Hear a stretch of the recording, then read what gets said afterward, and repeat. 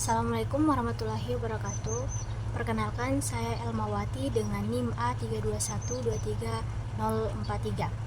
Di sini saya akan membacakan hasil resume saya dengan mata kuliah Sistem Peradilan. Yang pertama, model penyelenggaraan peradilan pidana. Pengertian peradilan pidana adalah suatu sistem atau mekanisme penegakan hukum pidana yang melibatkan berbagai lembaga, pengadilan hingga lembaga pemasyarakatan untuk menegakkan hukum, melindungi masyarakat, serta menegakkan keadilan bagi pelaku, korban, dan masyarakat. Kemudian di sini ada tujuannya.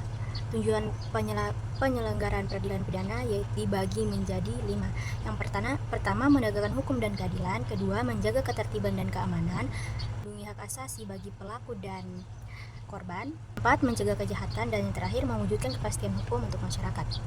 Kemudian di sini ada unsur dan lembaga dalam sistem peradilan pidana. Yang pertama, Kepolisian Polri, yaitu lembaga pertama yang berperan dalam proses peradilan pidana. Tugas utamanya melakukan penyelidikan dan penyidikan terhadap suatu tindak pidana. Dasar hukumnya terdapat dalam Undang-Undang Nomor 2 Tahun 2002 tentang Kepolisian. Kemudian di sini yang kedua, Kejaksaan atau jaksa. Kejaksaan bertugas melakukan penuntutan terhadap pelaku tindak pidana dan melaksanakan putusan pengadilan yang telah berkekuatan hukum tetap. Yang ketiga, pengadilan. Pengadilan itu yaitu lembaga yang berwenang memeriksa, mengadili dan memutus perkara pidana. Dan yang keempat, lembaga permasyarakatan atau lapas, merupakan lembaga tempat pelaksanaan pidana penjara bagi terpidana setelah keputusan berkekuatan hukum tetap. Dan yang terakhir, advokat atau penasihat hukum, yaitu berperan dalam memberikan bantuan hukum dan pembelaan bagi tersangka atau terdakwa agar hak-hak hukumnya terlindungi. Kemudian di sini ada model-model penyelenggaraan peradilan pidana, yaitu ada 5. Yang pertama, crime control model, yang kedua, due process model, yang ketiga, model restoratif justice, yang keempat, model rehabilitatif, dan yang kelima, model integratif. Kemudian ada prinsip-prinsip penyelenggaraan peradilan pidana, yaitu terbagi jadi 5. Yang pertama, legalitas, tidak legalitas, yaitu tidak ada perbuatan pidana tanpa dasar hukum. Yang kedua, presumption of innocence, setiap orang dianggap tidak bersalah sampai ada putusan berkekuatan hukum tetap.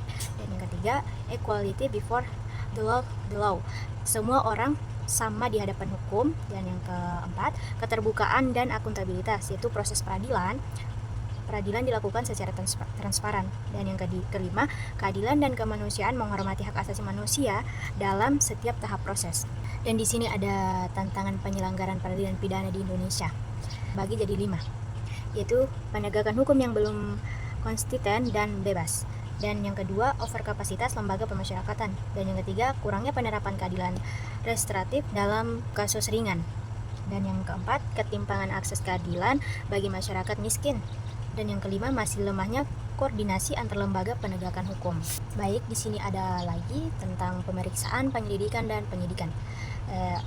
Urgensi pemahaman, yaitu latar belakang konteks hukum. Latar belakangnya itu sistem hukum pidana Indonesia memiliki tahapan terstruktur. Proses ini diatur oleh KUHP nomor 8 tahun 1981. Kemudian ada potensi kerancuan dan perlunya klarifikasi, yaitu sering terjadi kerancuan dalam memahami definisi tujuan dan kewenangan. Di sini ada 3 tahapan dalam penegakan hukum, dan ini penting, yaitu yang pertama, penyelidikan, penyidikan, dan pemeriksaan. Kemudian di sini ada definisi konseptual penyelidikan, yaitu pengertian penyelidikan, serangkaian tindakan penyelidik untuk mencari dan menemukan suatu peristiwa yang diduga sebagai tindak pidana. Dan adapun tujuannya dibagi menjadi 3. Yang pertama, menentukan apakah suatu peristiwa benar-benar tindak pidana, dan yang kedua, menentukan cukup dasar untuk melanjutkan ke tahap penyidikan. Dan yang ketiga, mengumpulkan informasi awal untuk memperjelas dugaan tindak pidana. Dan di sini juga ada fokus kegiatannya, dibagi menjadi 3 juga, yaitu 1, mencari dan menentukan peristiwa tindak pidana. Dan yang kedua, pengumpulan informasi awal untuk memperjelas dugaan. Dan yang terakhir, belum bertujuan menemukan tujuan tersangka. Dan di sini juga ada kewenangan terbatas, dibagi menjadi 4. Yang pertama, dilakukan oleh polisi, dan yang kedua, terbatas pada tindakan permulaan, dan yang ketiga, menerima laporan, mencari keterangan atau bukti, dan 4, membuat laporan hasil penyelidikan. Dan di sini ada juga pengertian penyidikan yaitu serangkai tindakan penyidik untuk mencari dan mengumpulkan bukti, membuat terang tindak pidana dan menemukan tersangka dalam KUHP pasal 1 angka 2. Dan di sini ada pengertian pemeriksaan, yaitu serangkaian tindakan untuk memperoleh keterangan dalam konteks hukum pidana.